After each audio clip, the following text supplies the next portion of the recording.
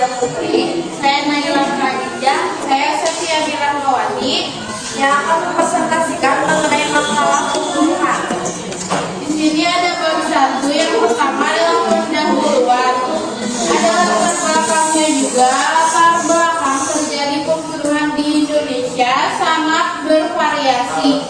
Pengertian pembunuhan adalah sebuah perbuatan kriminal yang menyebabkan hilangnya nyawa seseorang. Saat ini banyak terjadi pembunuhan di berbagai daerah Indonesia. Hal ini selain dipengaruhi motif atau latar belakang dari sang pelaku, juga merupakan gambaran merosotnya moral bangsa ini. Kemerosotan moral, himpitan ekonomi, ketidaksabaran, dan kebencian adalah beberapa faktor penyebab terjadinya pembunuhan. Begitu mudahnya seorang menghilangkan nyawa orang lain, ini yang patut diteliti penyebabnya. Kerasnya kehidupan dan rapuhnya pendidikan agama juga menjadi faktor begitu mudahnya seorang menghilangkan nyawa orang lain. Adapun tindak pidana pembunuhan sangatlah diperlukan peran dan tugas pihak-pihak yang berwenang, di antaranya kepolisian, kejaksaan, dan kehakiman. Pembunuhan yang dilakukan dengan sengaja dalam bentuk pokok dimuat dalam pasal 338 KUHP yang rumusnya adalah barang siapa dengan sengaja menghilangkan nyawa orang lain dipidana karena pembunuhan dengan pidana penjara paling lama 15 tahun. Dan yang kedua ada ruang lingkup permasalahan yang akan dibacakan oleh Naila Khadijah. Hasil penelitian menunjukkan bahwa pada pemilihan kepala desa di sumber wulan yang seharusnya menjadi ajang demokrasi justru naik dengan adanya konflik. Konflik berawal dari adu mulut antara salah satu calon kepala desa dengan salah satu pendukung lawan.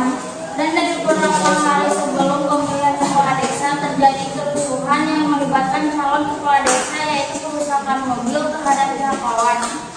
Konflik tersebut disebabkan karena beberapa faktor, antara lain adanya dendam pribadi antara kedua calon karena awalnya adalah suami istri yang sudah bercerai. Fanatisme masing-masing pendukung yang menginginkan calon yang didukung menang, dan konflik pilkades di sumber wulan ditunggangi oleh kepentingan lain. Ada pihak yang tidak suka dengan salah satu calon kepala desa. Bentuk konflik yang terjadi di desa sumber wulan yaitu konflik laten yang memang sudah ada antara kedua calon kepala desa. Konflik manifest yaitu kerusuhan berupa perusakan mobil. Ada juga konflik vertikal antara salah satu calon pendukung dengan pendukung pihak lawan, dan juga konflik horizontal yaitu antara pendukung. Yang ketiga ada identifikasi masalah yang dibacakan oleh Resti. Identifikasi masalah yang kami dapatkan di sini adalah: 1. Kejahatan tindak pidana pembunuhan terhadap anak semakin meningkat dan sudah merajalela di lingkungan masyarakat. 2. Tindak pidana pembunuhan sering terjadi dengan berbagai alasan latar belakang. 3. Kejahatan tindak pidana pembunuhan kini dijadikan ajang sebagai meluapkan emosi dan kebencian seseorang dengan cara membunuh serta memenuhi hasrat si pelaku. 4. Walaupun sudah diatur dalam undang-undang, tetapi tidak menutup kemungkinan si pelaku menjalankan aksinya. Lalu selanjutnya ada rumusan masalah. Di sini kami menyebutkan rumusan masalah sebagai berikut. 1. Bagaimana penegakan hukum kepolisian terhadap tindak pidana pembunuhan calon kades Betung Sumsel. 2. Apakah faktor penghambat penegakan hukum oleh kepolisian terhadap tindak pidana pembunuhan oleh orang pakai topeng. Lalu ada batasan masalahnya, yaitu pembatasan masalah dalam penelitian ini meliputi penegakan hukum oleh pihak kepolisian terhadap tindak pidana pembunuhan calon kades di Ogan Ilir, serta faktor penghambat penegakan hukum oleh pihak kepolisian dalam menangani kasus tindak pidana pembunuhan calon kades Betung Sumsel. Lalu di sini kami pun ada tujuan dan manfaat selanjutnya akan dibacakan oleh Koko. Tujuan penulisan, tujuan umum. Adapun tujuan umum dari penulis adalah untuk mengetahui bagaimana penegakan hukum yang dilakukan oleh pihak kepolisian dalam tindak pidana pembunuhan calon kades Lutung Sumsel. Tujuan khusus untuk mengkaji dan menganalisis faktor penghambat penegakan hukum oleh pihak kepolisian tindak pidana pembunuhan calon kades Lutung Sumsel. Manfaat penulisan bagi penulis. Makalah ini dapat bermanfaat sebagai acuan dalam melakukan pemecah suatu masalah apapun melalui proses penelitian pada sebuah masalah yang akan diteliti. Bagi pembaca, makalah dapat bermanfaat untuk menambah pengetahuan dan sebagai panduan dalam melakukan sebuah pemecahan masalah dengan rangkaian yang sistematis. Bagi institusi pendidikan, makalah ini mampu dijadikan sebagai referensi untuk pembuatan makalah selanjutnya.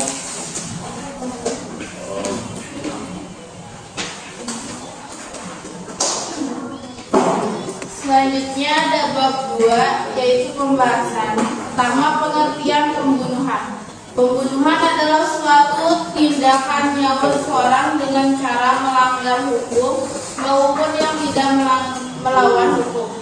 Pembunuhan biasanya dilatar belakangi oleh berbagai macam motif, misalnya politik, kecemburuan, dendam, membela diri, dan segalanya. Yang kedua ada jenis pembunuhan. Jenis pembunuhan dalam jinayat yang pertama ada pembunuhan sengaja, ada pembunuhan seperti sengaja, dan ada pembunuhan tersalah. Yang terakhir pembunuhan secara berkelompok. Yang ketiga ada bahaya pembunuhan.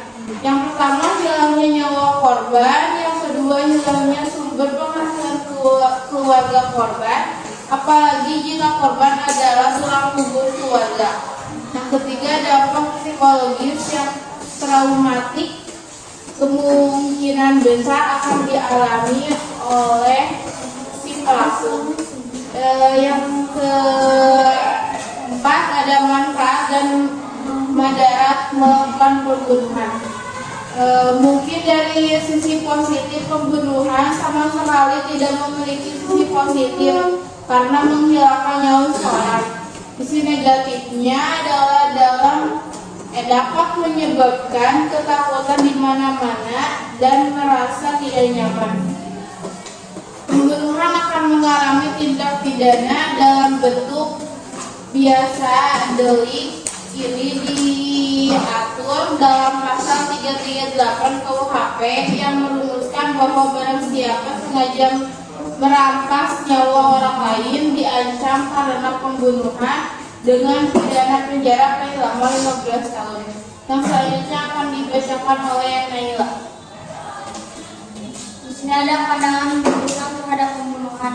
Dalam Islam, pembunuh seseorang yang beriman akan memperoleh banyak siksa. Salah satunya masuk neraka jahanam. Apalagi kalau membunuh dari satu orang, pembunuh tergolong dalam 10 dosa besar. Barang siapa membunuh seorang mukmin dengan sengaja, maka balasannya ialah jahanam. Kekal ia dalamnya dan Allah murka kepadanya dan mengutuknya serta menyediakan azab yang besar baginya. Lalu pada bab 3 ada kesimpulan dan saran. Kesimpulan, berdasarkan hasil penelitian dan pembahasan tentang pidana pembunuhan yang direncanakan tersebut, maka dapat disimpulkan bahwa 1. Eksistensi penerapan hukum mati pasal 340 KUHP terhadap pelaku tindak pidana pembunuhan berencana yang berkapasitas sangat serius dan dilakukan dengan kejam, sadis, dan betul-betul melanggar nilai-nilai tertinggi kemanusiaan.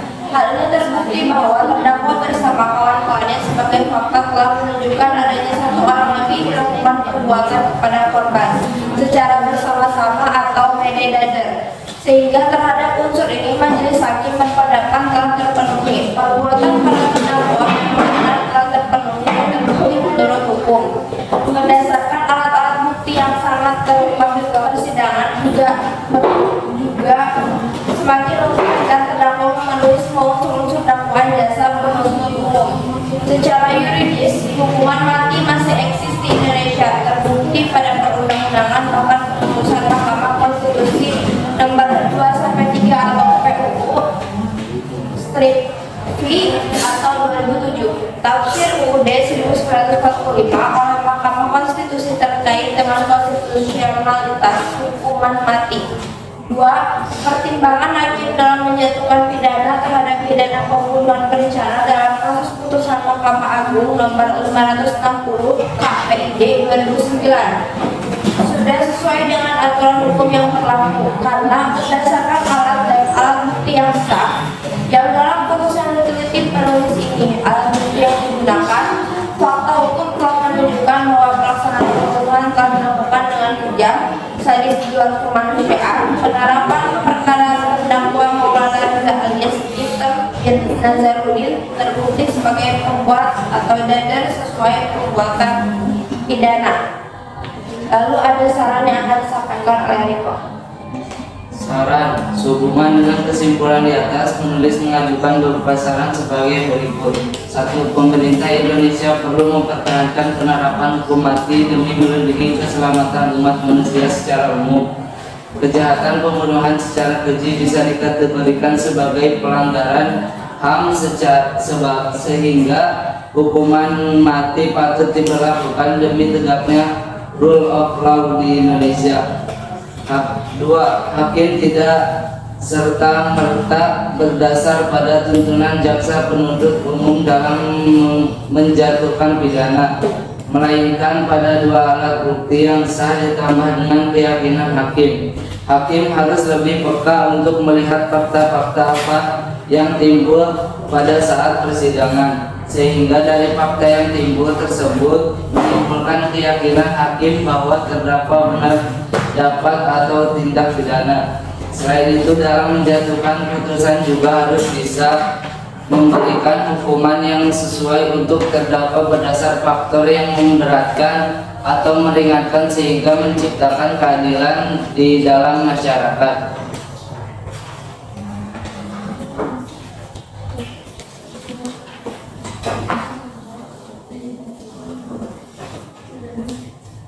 Selanjutnya ada sesi tanya jawab. Silakan yang ingin bertanya.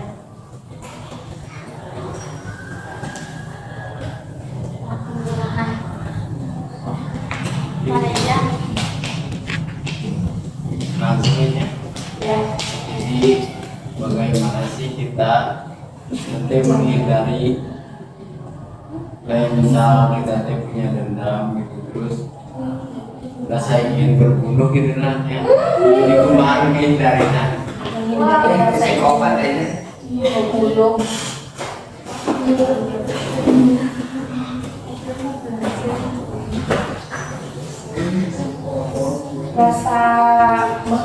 Cara menghindari rasa ingin membunuh. Kalau misalnya punya dendam, sebaiknya kalau misalnya kita gentleman ngomongin baik-baik, kitanya berurusan sama orang itu langsung ngomong secara baik-baik. Tapi kalau misalnya dari dia emang nggak bisa terima, setidaknya kita udah nyampein apa yang dirasa. Kalau misalnya pengen kita hidup ya tenang, lebih baik gak usah dendam karena gak ada gunanya, gak ada untungnya, rugi ya.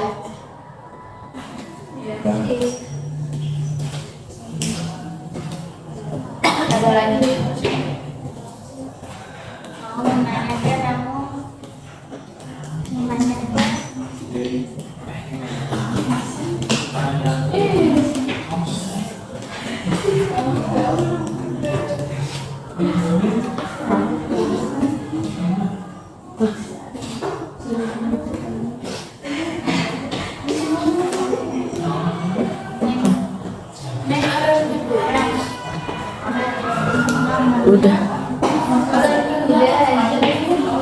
Udah bilang bismillah.